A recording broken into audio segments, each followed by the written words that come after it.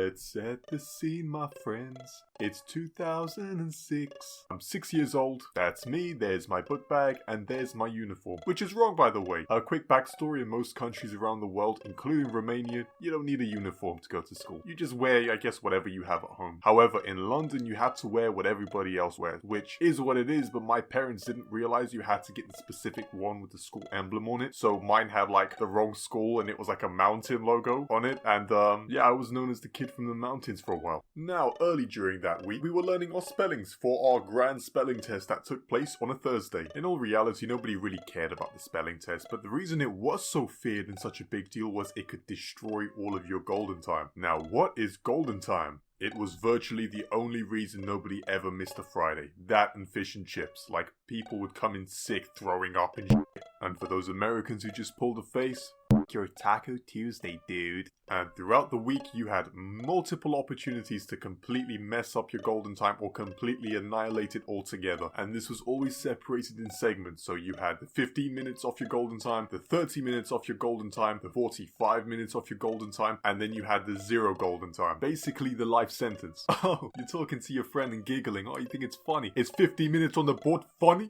Now, 15 minutes wasn't actually that much of a big deal, especially if you got it during the start of the week. You can always work that off with a bit of good behavior. Oh, I see. You want to continue speaking to your friends and you don't want to do your homework. Okay, that's 30 minutes on the board, little boy. Half an hour always stung a lot more, but you got it early during the week. You could work it down to 15 minutes, and sometimes, rarely, you could work all of it off.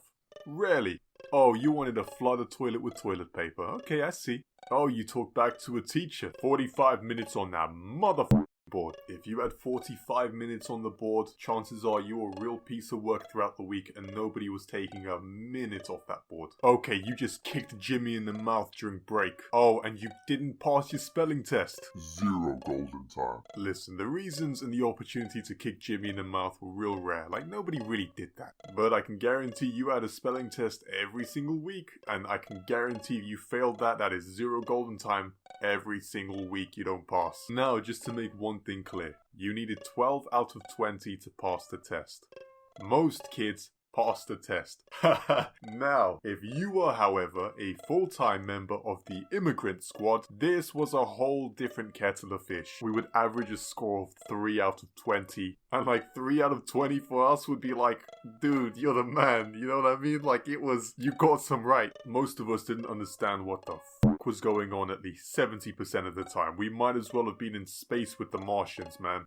It is now Thursday morning. That dreadful day has finally arrived upon us. We open up our little blue book, and our teacher says out loud, Curtain. So I write curtain. Alrighty, I'm starting to feel okay. Then she says out loud, Because. Alright, because. Now I'm feeling confident as shit. My friend's over there still trying to spell curtain like... Curtain is a C. Grateful. I look over to my other side and I see Oscar just drawing Sonic the f***ing Hedgehog in his book, humming the Polish national anthem, completely oblivious to what we're doing. So after all the books are collected in, we're waiting about 10 minutes in complete silence for them to be marked.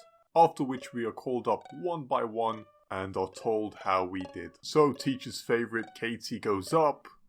Well done, Katie. That's 20 out of 20. Looks like you're gonna be one of my star students again this week. Okay, Danny? So, I look around at my friends, give them a nod, and make my way up.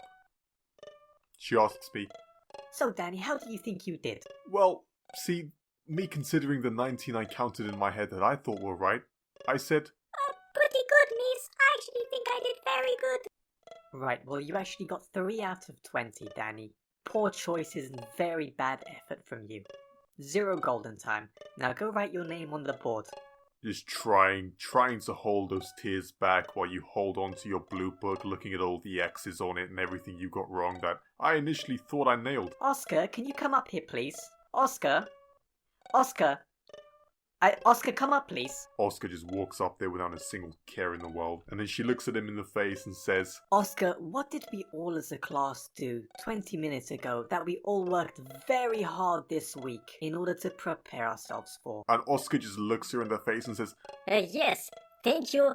and turns around and sits back down. It's 2 p.m. on Friday now, and everybody's getting ready for golden time, and Of course, the teacher has to look at the board and read the names of the people who can't participate.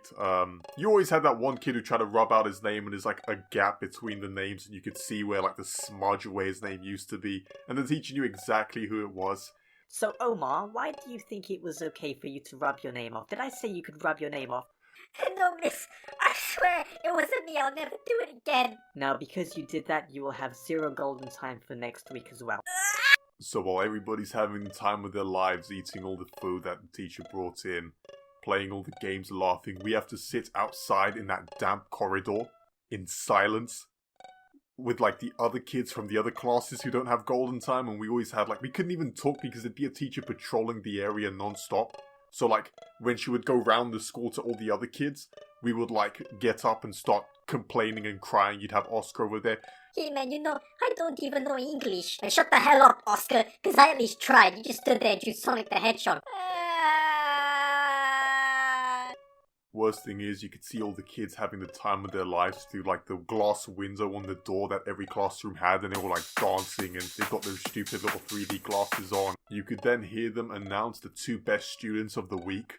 And that was like the Oscars for the kids, right? It was the kid who did the best that week. So it was usually Katie, and then it would be like Jamie, and everybody would clap for them, and they'd get to like pick a bendy pencil or some sort of like a bottle of slime out of the prize box, and that would be like the best thing that could possibly happen to you in school. Meanwhile, we're sitting outside in the corridor like a bunch of assholes. And then you had the other class kids, which were basically our enemies, and they would taunt us like, Hey, you guys don't have golden time. So, yeah, but what the hell do you have? You're out here with us, man. Yeah, but we don't care. You don't have golden time. Shut up and leave me alone! You boys better not keep talking. Then we would make arrangements to fight with the other class kids at lunchtime on Monday. But hey, it was the weekend and I had a lot to look forward to, man.